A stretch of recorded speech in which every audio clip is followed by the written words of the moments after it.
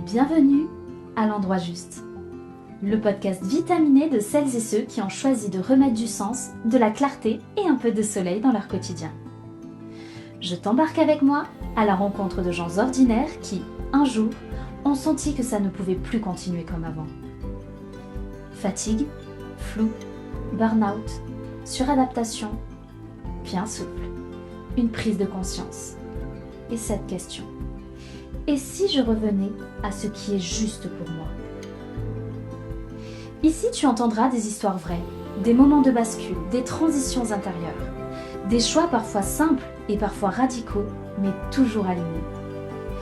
Tu entendras aussi des pros qui partagent des repères concrets pour t'aider à mieux te connaître, écouter ton rythme et faire des choix conscients au service de ta joie. Pas de recette miracle, pas de modèle unique, juste des voix sincères, des chemins possibles et peut-être un écho pour toi. Je m'appelle Marion Pédron, je t'aide à retrouver le fil rouge de ton chemin sans forcer, en laissant ton corps devenir ton meilleur ami. Ici, je mets des mots là où tout se mélange, pour avancer autrement, sans t'épuiser et sans te perdre dans des cases trop étroites.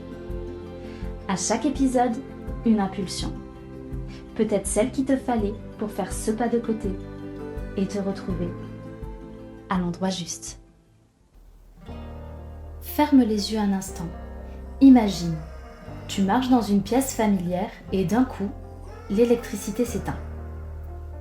Tout devient noir, brutalement.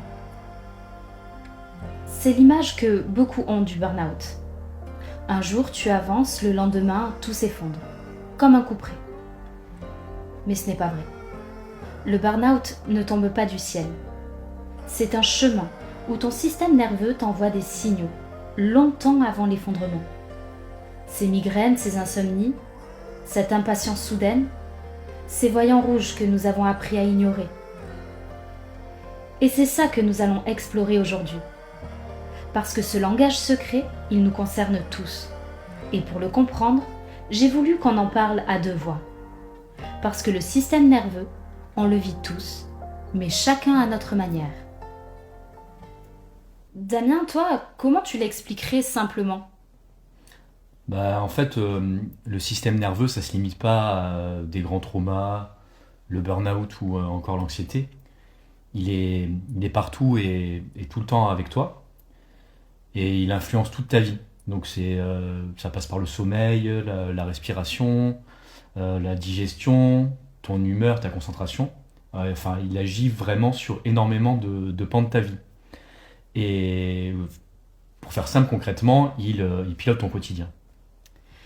Et comme on vient de l'évoquer, le système nerveux pose des balises sur le chemin. Il commence par des micro-signaux, que ce soit les tensions dans la nuque, le dos qui se bloque, ou typiquement le rhume qui arrive pile le premier jour de tes vacances. Ouais. Ou encore, il y a l'irritabilité aussi, la fatigue nerveuse, et ça peut, d'une manière physique aussi, se retrouver sur la peau, avec de l'acné ou des rougeurs, notamment sur le visage, et aussi une prise de poids soudaine au niveau du ventre sans forcément avoir changé ton alimentation.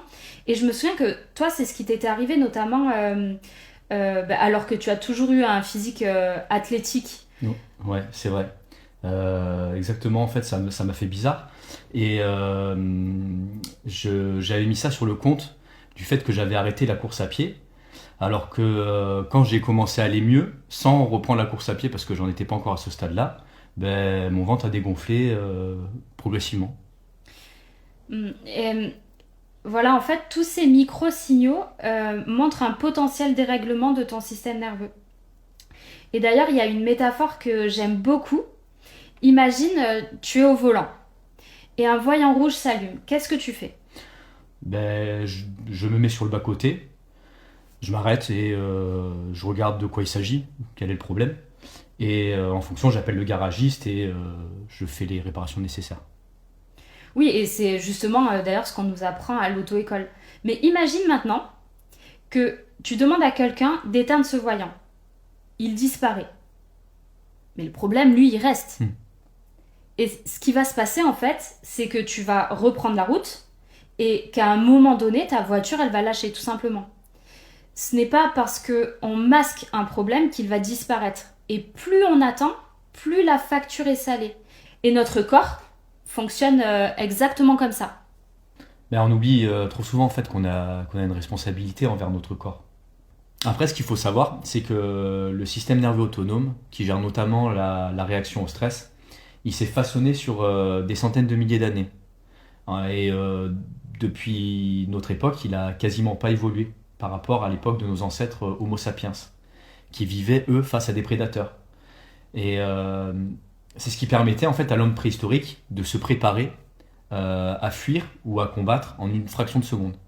Oui, sauf que aujourd'hui, nos prédateurs, ce ne sont plus les tigres à dents de sabre, mais plutôt les deadlines, les notifications et la surcharge de Ouais. tâches, quoi. Bah exactement, t'as raison, c'est en fait notre système nerveux il n'a pas eu le temps de se reprogrammer parce que sur 200 000 ans d'histoire humaine, l'ère moderne en fait c'est rien, ça représente seulement un demi% de notre existence quoi.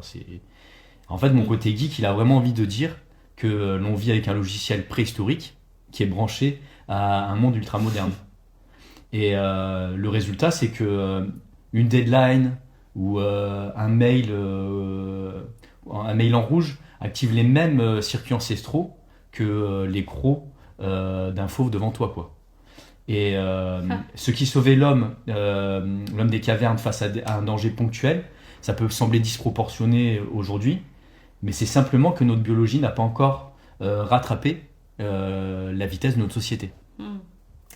Et il y a un sujet aussi que je voulais qu'on aborde aujourd'hui parce qu'il a suscité vraiment plusieurs retours suite à la sortie de notre premier épisode et notamment suite au témoignage que tu as fait au sujet de l'exercice de la cohérence cardiaque. Parce que beaucoup de personnes ont pu s'identifier et aussi parce que sur les réseaux sociaux je vois passer tout et n'importe quoi, parfois même de comptes professionnels. Donc après c'est comme tout dans la vie, qu'on soit bien d'accord, faut savoir prendre ce qu'il y a à prendre et laisser le reste.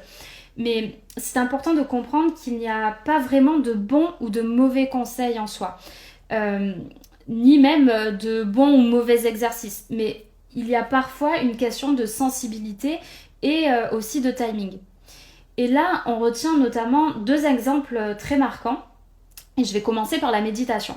On entend partout que pour calmer le stress, pour revenir à l'instant présent, il faut méditer. Mais quand tu es en hypervigilance, la méditation, elle peut devenir un piège en fait. Pour entrer dans un état méditatif, on va te demander de scanner ton corps. Et c'est parfois voir justement tout ce qui ne va pas, tout ce qui ne fonctionne pas correctement chez toi, et notamment à ce moment-là dans ton corps. Le problème, c'est que ça va renforcer le stress, voire l'anxiété, et c'est là que l'exercice devient contre-productif. Alors l'alternative, ce serait de pouvoir mettre des écouteurs et écouter une voix, une musique, un bruit qui t'apaise.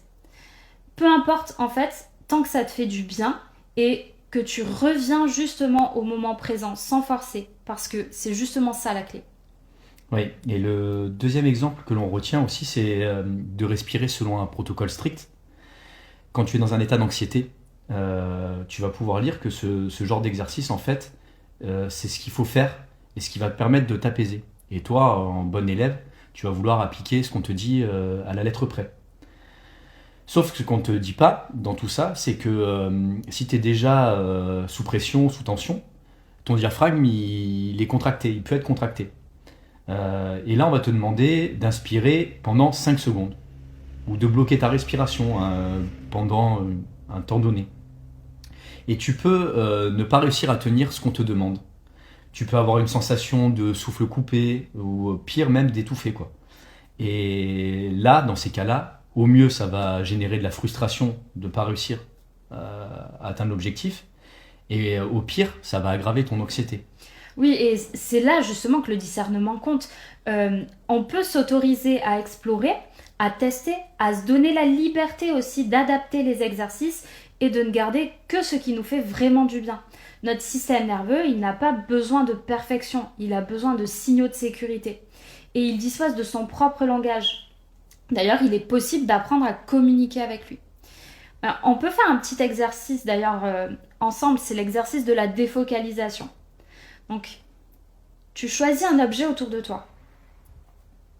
Tu l'as choisi et là, tu regardes vraiment cet objet.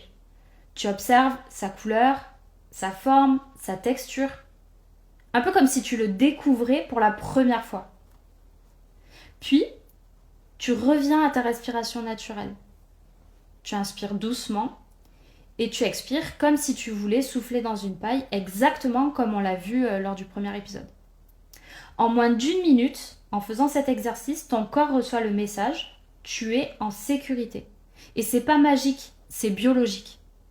Oui, Marion. D'ailleurs, ce qui m'a marqué, c'est aussi quand tu m'as parlé de la congruence. Tu peux dire que tu prends soin de toi, mais si par exemple à 2 heures du matin, tu es en train de scroller sur ton téléphone, lui, ton corps, il reçoit un message qui est totalement différent. Et ton système nerveux, lui, il n'écoute pas tes belles paroles, ah, je vais bien, non. Il écoute juste tes gestes, il les lit. Et c'est pour ça, en fait, que, par exemple, d'aller marcher, c'est bien plus efficace que si je me répète pendant des heures, ah, je devrais me calmer, faut que j'aille mieux. Oui, la congruence, c'est quand tes pensées, tes paroles et tes gestes racontent la même histoire. Mais inversement, je rebondis sur ce que tu dis, si tu appliques tout à la lettre, sans y mettre de sens, ou alors en t'envoyant du poison émotionnel à longueur de journée, avec des phrases qui te dévalorisent en permanence, eh bien la chaîne de la congruence se rompt. Et on entend souvent aussi, il faut écouter ton corps. Mais soyons honnêtes, sans repère fiable, ça sonne creux. C'est comme dire, prends la bonne route, mais tu n'as ni carte ni GPS. Et en prime, tu te souviens vaguement de tes cours de géo, tu vois. Donc, sans repère, ça reste flou. Et le design humain, lui, il offre une grille de lecture complémentaire aux neurosciences. Moi, par exemple, j'ai ce qu'on appelle le centre racine défini. Ce qui signifie, entre autres, que j'ai une capacité à encaisser la pression. Mais si je ne fais pas attention, ça se transforme en tension permanente. Et là, mon système nerveux risque d'être en surcharge. Et moi, avec mon sacral, en fait, chaque faux oui, c'est comme un court-circuit. Et vous savez déjà où ça m'a mené. Oui, et justement, ce qu'il faut savoir, c'est que 70% des personnes ont le même moteur que toi, Damien. C'est ce que j'aime justement avec la sagesse du design humain, quand on sait le décoder. Il te permet de comprendre quel canal est fiable pour toi et surtout où est-ce que tu te suradaptes. Parce que ce n'est pas juste écouter ton corps, c'est savoir quelle voix écouter et quelle voix ignorer notamment. Si cet épisode t'a parlé, tu peux aller plus loin. Dans mon carnet, l'écho de l'endroit juste, je partage des repères concrets et des pistes simples pour revenir à ton axe intérieur sans t'épuiser. Tu trouveras le lien dans la description. Et si tu veux partager ton propre vécu ou simplement une question, écris-moi. Chaque voix compte. Ce qu'on voulait partager aujourd'hui avec toi est simple. Le burn-out n'arrive pas d'un seul coup. Ton système nerveux te parle bien avant et tu peux apprendre à décoder son langage. Alors retiens ceci. Ton corps, ce n'est pas un acquis. C'est ton véhicule le plus précieux. Prends-en soin avant qu'il ne coupe le courant. Ici s'achève ce pas de côté. Merci d'avoir marché avec nous. À l'endroit juste, chaque voix laisse une empreinte. La tienne aussi. Alors si cet épisode a résonné, offre-le à quelqu'un qui en a besoin. Et abonne-toi pour recevoir le prochain. Un nouveau pas, une nouvelle balise et un nouvel écho. Parce que le chemin continue.